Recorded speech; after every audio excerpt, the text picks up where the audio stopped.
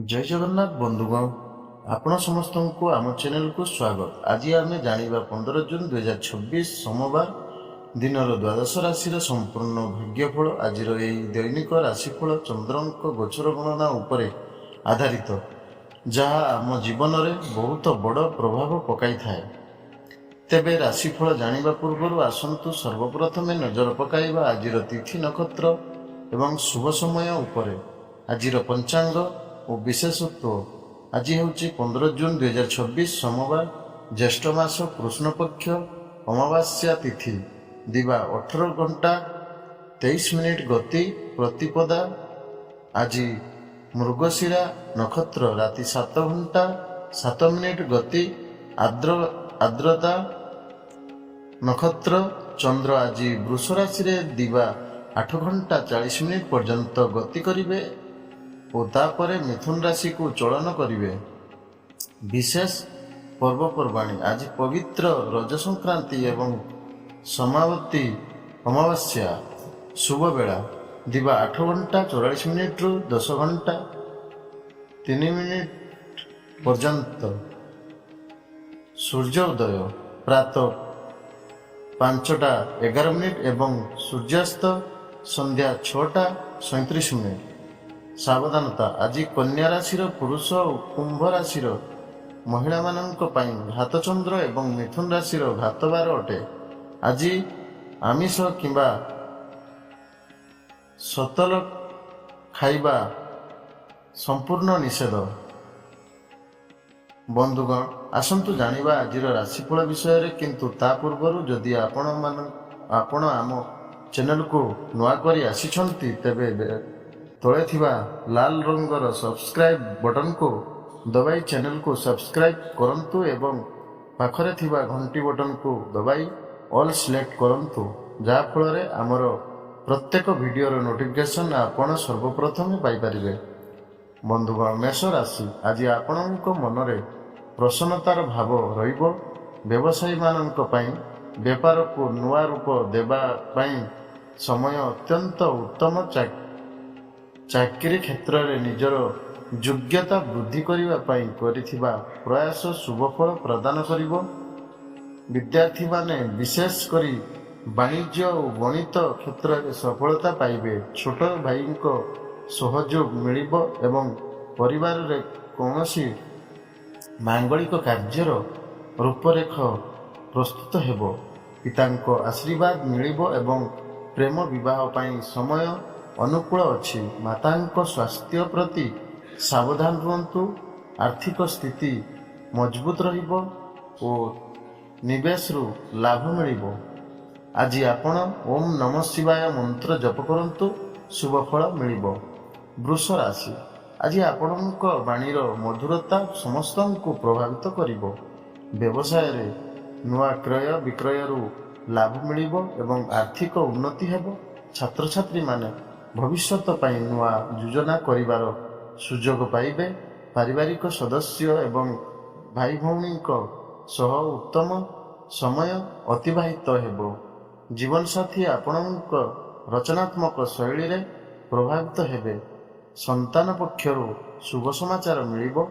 स्थायी संपत्ति रु लाभ मिलिबो एवं चाकरी पाई इंटरव्यू देउथिले सफलता मिलिबो।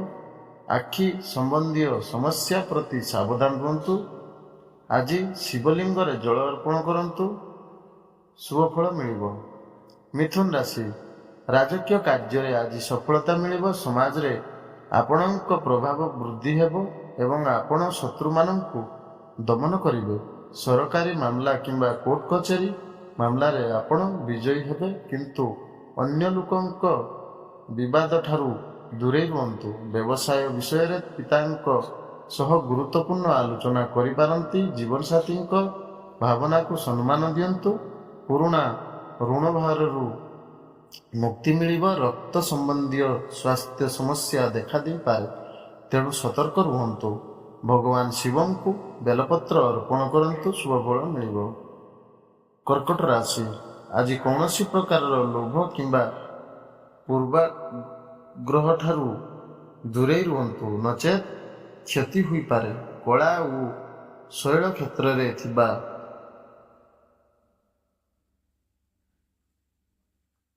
କଳା ଓ କୌଶଳ କ୍ଷେତ୍ରରେ ଥିବା ବ୍ୟକ୍ତି ବିଶେଷ ଲାଭବାନ ହେବେ ଏବଂ ଚାକିରିରେ ପଦୋନ୍ନତିର ଯୁଗ ରହିଛି। ବିଦ୍ୟାର୍ଥୀମାନେ ପଢ଼ାରେ ଏକାଗ୍ରତା ରଖନ୍ତୁ। କର୍ମସଂସ୍ଥାନ ପାଇଁ ପ୍ରୟାସ କରୁଥିବା ଲୋକଙ୍କୁ ସକାରାତ୍ମକ ପରିଣାମ ମିଳିବ। ବିଦେଶରୁ ଶୁଭ ସମାଚାର ମିଳିପାରେ। ବ୍ୟବସାୟରେ ଅଯଥା ଖର୍ଚ୍ଚ ବଢ଼ିପାରେ, ତେଣୁ ବ୍ୟୟ ଉପରେ ନିୟନ୍ତ୍ରଣ ରଖନ୍ତୁ। ମାନସିକ ଚିନ୍ତା ବୃଦ୍ଧି ପାଇପାରେ। ଆଜି କୌଣସି ଅସହାୟ ବ୍ୟକ୍ତିଙ୍କୁ ସାହାଯ୍ୟ କରନ୍ତୁ। ସିଂହ ରାଶି, ବ୍ୟବସାୟ କ୍ଷେତ୍ରରେ ଆଜି ଆପଣଙ୍କ ତୀବ୍ର ବୁଦ୍ଧି ଯୋଗୁଁ ବିଶେଷ ଲାଭ ମିଳିବ। ସମାଜରେ ଖ୍ୟାତି ଓ ସମ୍ମାନ ବୃଦ୍ଧି ପାଇବ। ଶିକ୍ଷା କ୍ଷେତ୍ରରେ ଥିବା ବ୍ୟକ୍ତି ଏବଂ ବିଦ୍ୟାର୍ଥୀମାନେ ସଫଳତା ପାଇବେ। ଜୀବନସାଥୀଙ୍କ ସହ ହସଖୁସିରେ ସମୟ କଟିବ। ପିତାଙ୍କ ମାର୍ଗଦର୍ଶନ ଆପଣଙ୍କୁ କଠିନ ପରିସ୍ଥିତିରୁ ରକ୍ଷା କରିବ।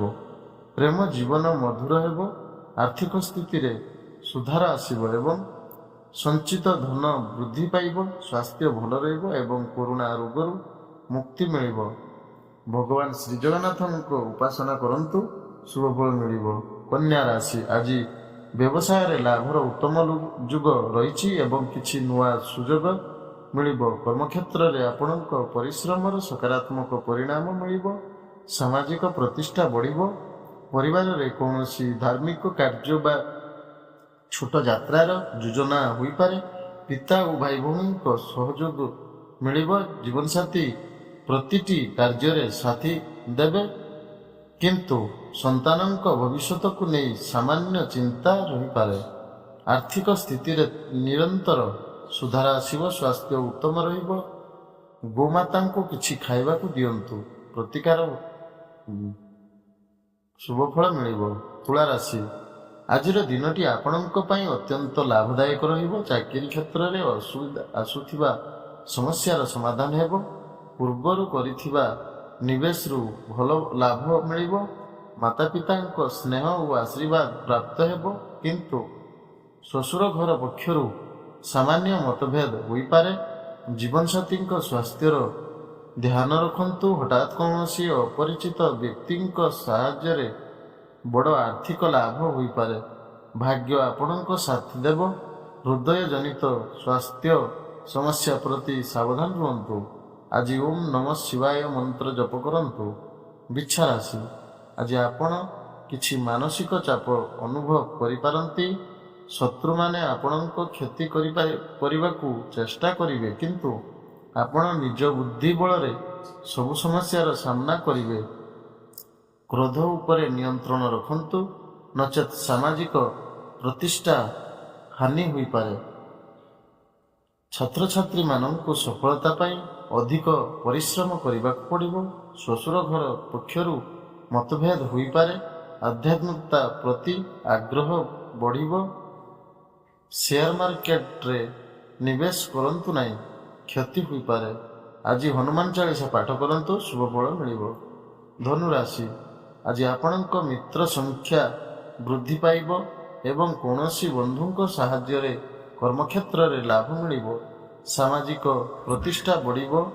ଜୀବନସାଥୀଙ୍କ ସହ ଉତ୍ତମ ସମୟ କଟିବ ଏବଂ ଅବିବାହିତ ଲୋକଙ୍କ ପାଇଁ ବିବାହ ପ୍ରସ୍ତାବ ଆସିପାରେ। ପରିବାରର କୌଣସି ସଦସ୍ୟଙ୍କ ଠାରୁ ଶୁଭ ସମାଚାର ମିଳିବ। ପାରିବାରିକ ଖର୍ଚ୍ଚ ବୃଦ୍ଧି ପାଇବା ଯୋଗୁଁ ଆର୍ଥିକ ସ୍ଥିତି ମଧ୍ୟମ ରହିବ। କର୍ମକ୍ଷେତ୍ରରେ ସହକର୍ମୀଙ୍କ ସମର୍ଥନ ମିଳିବ। ସ୍ୱାସ୍ଥ୍ୟ ପ୍ରତି ଧ୍ୟାନ ଦିଅନ୍ତୁ। ଆଜି ଶିବ ଚାଳିଶା ପାଠ କରନ୍ତୁ, ଶୁଭ ଫଳ ମିଳିବ। ମକର ରାଶି, ଶିକ୍ଷା କ୍ଷେତ୍ରରେ ଥିବା ବ୍ୟକ୍ତିମାନେ ଆଜି ବ୍ୟସ୍ତ ରହିବେ। କ୍ୟାରିୟରରେ ଉନ୍ନତିର ନୂଆ ସୁଯୋଗ ମିଳିବ। ସୌନ୍ଦର୍ଯ୍ୟ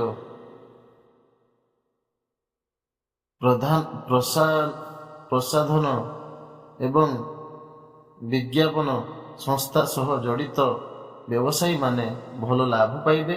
ପାରିବାରିକ ବିବାଦଠାରୁ ଦୂରେଇ ରୁହନ୍ତୁ। ଜୀବନସାଥୀଙ୍କ ସହ ସମୟ ଭଲ କଟିବ ଏବଂ ମାମୁଁ ଘର ପକ୍ଷରୁ ସହଯୋଗ ମିଳିବ। ପ୍ରେମ ଜୀବନରେ ବାଣୀର କଠୋରତା ଯୋଗୁଁ ବିବାଦ ହୋଇପାରେ, ତେଣୁ ସଂଯମତା ରଖନ୍ତୁ।